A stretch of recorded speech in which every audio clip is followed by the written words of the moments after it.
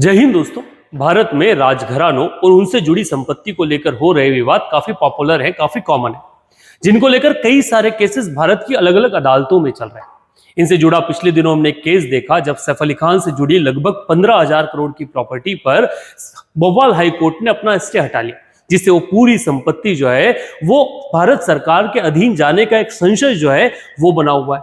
वैसा ही एक केस जो है वो मैसूर पैलेस के ग्राउंड को लेकर आया। लगभग 472 एकड़ के आसपास का ये ग्राउंड, जिसके ऊपर वडियार वंश का कंट्रोल है, उसको लेकर उस पर अपने कंट्रोल को स्टैब्लिश करने को लेकर कर्नाटका गवर्नमेंट ने एक ऑर्डिनेंस जो है वो पास किया। वहां के गवर्नर थावरचंद गहलोत ने उस ऑर्डिनेंस को कंसेंट जो है वो दे दिया, जिसके बाद एक नया जो डिस्प्यूट है वो अराइज हो गया। आइए जानते हैं पूरा मुद्दा क्या है, किस आधार पर ये ऑर्डिनेंस जो वो पास किया गया, ऐसी क्या सिचुएशन आ पड़ी और सुप्रीम कोर्ट की रूलिंग इस पूरी प्रॉपर्टी को लेकर कहती क्या है। तो पूरा मुद्दा जो है ये जुड़ा है बेंगलुरु के हादिल में स्थित बेंगलुरु पैलेस को लेकर या मैसूर पैलेस को लेकर, जो 19वीं शताब्दी का है, जो पॉपुलर है अपने आसपास की खूबसूरती को लेकर, अपने यहाँ हो रहे इवेंट्स को लेकर, पर पिछले 3 दशक से वो लगभग डिस्प्यूट में है।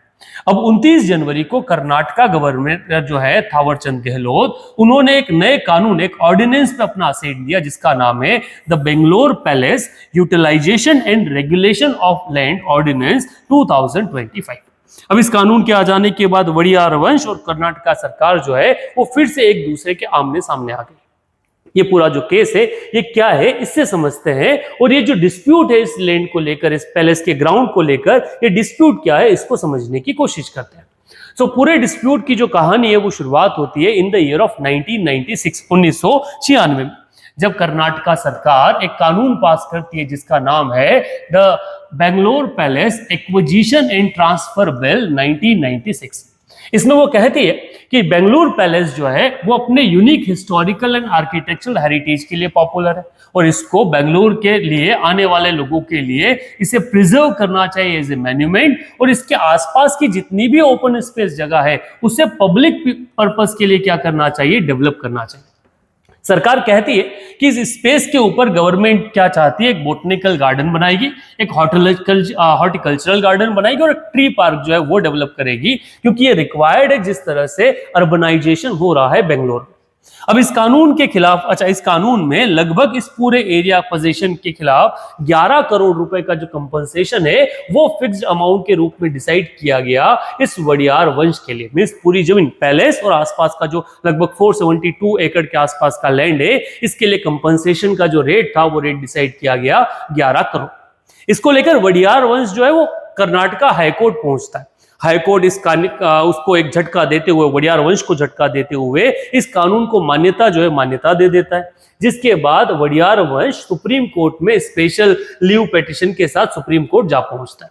अब इस पिटीशन के बाद में केस एक तरफ चल रहा है और दूसरी तरफ सरकार अपना जो कंट्रोल है वो एस्टेब्लिश करने की कोशिश करती है। और सरकार इसके ऊपर रिस्पॉन्ड कैसे करती है, तो वो शुरुआत करती है इन द ईयर ऑफ 1999, जिसने बेंगलुरु का बृहत बेंगलुरु महानगर पालिका जो है, जिसे हम बीबीएमपी कहते हैं, वो लगभग 13,000 स्क्वायर मीटर जो एरिया पैलेस ग्राउंड का है उसको एक्वायर कर लेता है, रोड को वाइडन करने के लिए, रोड चौड़ीकरण को लेकर, जो वसंत नगर से लेकर जो रोड निकलता उसका, और उसका कंपनसेशन जो है वो 1996 का जो कानून था उस कानून के तहत करता है।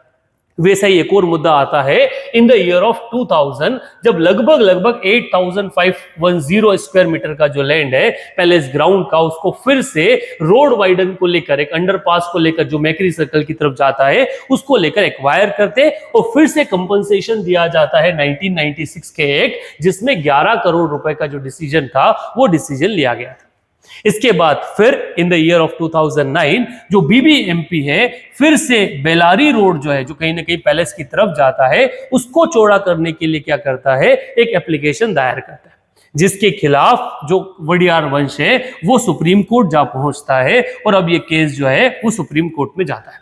अभी सुप्रीम कोर्ट में केस जाने के बाद 2014 में, नवंबर 2014 में सुप्रीम कोर्ट उस बीबीएमपी में जो नगर पालिका है, महानगर पालिका है, उसको परमिट कर देता है कि आप वहां से रोड जो है वो निकाल सकते हो, उसको वाइडन कर सकते हो और वडियार वंश की जो संपत्ति उसको अपने कंट्रोल में, उस एरिया को अपने कंट्रोल में ले सकते हो। परंतु इसके अगेंस्ट में आपको क्या करना पड़ेगा, उन व्यक्ति को जिसकी ये जगह जा रही है उसको ट्रांसफरेबल डेवलपमेंट राइट टीडीआर देना पड़ेगा। ठीक है, अब यहां से क्या होता है, पूरा के पूरा केस अपने आप बदल जाता है, एक नए रूप में चला जाता है, जब सुप्रीम कोर्ट 2014 में टीडीआर इशू करने का क्या कर देता है, ऑर्डर दे देता है। अब ये टीडीआर क्या होता है, टीडीआर होता है TDR allows essentially allow the people who have lost their land in the civic infrastructure projects to have extra build up area elsewhere।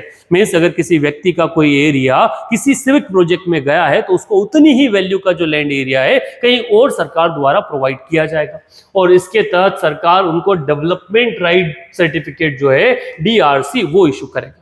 अब इसको लेके सुप्रीम कोर्ट ने अपना 2014 का जो जजमेंट था वो जारी कर दिया, जिसको लेके गवर्नमेंट ने इसे अप्रूव किया इन अप्रैल 2017 इन पब्लिक इंटरेस्ट। एक कैबिनेट मीटिंग बुलाई गई जिसमें BBMP को इशू करना था टीडीआर, किस वंश को, वडियार डायनेस्टी को। उसी समय BBMP के जो कमिश्नर थे उन्होंने उस टीडीआर की वैल्यू को निकाला और वो वैल्यू निकल के आई लगभग 1396 करोड़ 1396 करोड़।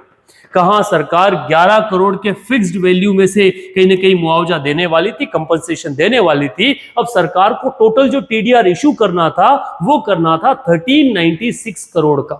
इसके बाद पूरी कर्नाटका सरकार जो है वो आपस में हिल गई, क्योंकि कहीं ना कहीं ये उसके एक्सचेकर पर एक बहुत बड़ा बर्डन था, जिसको लेकर कर्नाटका गवर्नमेंट जो है उसने एक इंटरिम एप्लीकेशन जो है वो सुप्रीम कोर्ट में फाइल की उसी महीने में, और कहा कि अब ये जो 2014 का टीडीआर वाला जजमेंट है इसके ऊपर रिव्यू करिए, क्योंकि ये सरकार कहीं ना कहीं सरकार के ऊपर एक एक्स्ट्रा बर्डन है।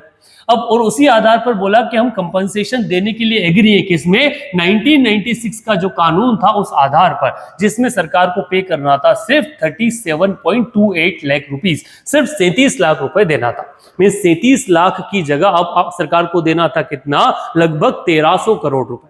अब इसको लेकर सरकार ने प्ली को हियर किया और 2019 के अगेंस्ट में 2024 में अपना एक जजमेंट दिया और कहा कि 2014 के ऑर्डर में ऐसा कोई भी काम नहीं है जिसको मॉडिफाई किया जाए, सो 2014 का जो ऑर्डर है वो एज इट इज अलाउ किया जाएगा। इसके बाद सरकार के ऊपर एक्स्ट्रा बर्डन जो है वो बर्डन आया।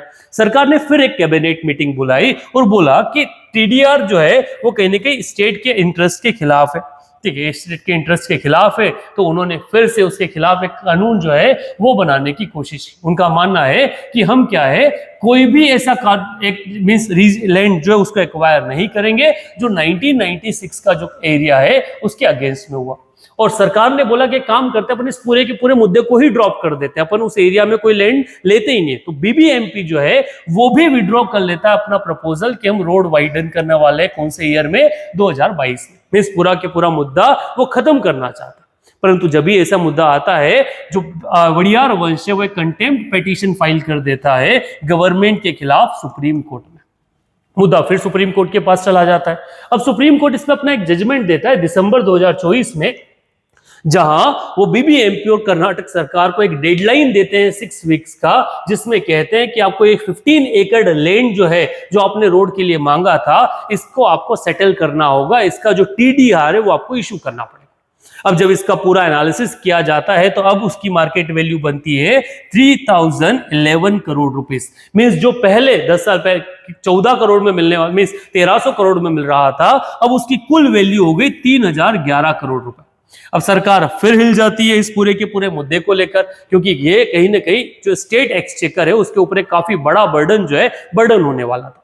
सो इसको लेके वर्तमान सरकार जो है वो ऑर्डिनेंस लेकर आती है, जिस ऑर्डिनेंस में वो कहते हैं कि financial effect of the judgement of the honourable supreme court will grave the exchequer of the state, और उस कंडीशन पे of Karnataka and upon the urban planning of the city of Bangalore. So वो 1996 का एक जो एम्पावर करता है उसी आधार पर वो आगे बढ़ेंगे और वो जो TDR है इसके ऑफर को पूर्ण रूप से क्या कर देते हैं, विड्रॉ कर देंगे। अब एक तरफ तो वो ऑर्डिनेंस लाते हैं और दूसरी तरफ वडियार वंश के ऊपर टारगेट करना शुरू करते हैं। टारगेट कैसे करते हैं, तो उनके द्वारा जो मींस एलिज्ड इलीगल स्ट्रक्चर्स हैं उनको पैलेस ग्राउंड पे निकालने की कोशिश करते हैं, उनको डिस्ट्रक्ट करने की मांग करते हैं। वहीं पर कोर्ट कमीज जो सरकार है वो कहती है कि वो वडियार वंश के खिलाफ एक कंटेम्प्ट पिटीशन जो है वो सुप्रीम कोर्ट में आने वाले टाइम पे फाइल करेंगे। सो पूरा के पूरा जो मुद्दा है ये अपने आप बदल जाता है। सो इसको लेके आप अपने क्या ओपिनियन रखते हैं इस जमीन को लेके कि क्या ये सरकार के पास जाना चाहिए, इसका कंपनसेशन कैसे मिलना चाहिए, कमेंट बॉक्स में जरूर लिखिए।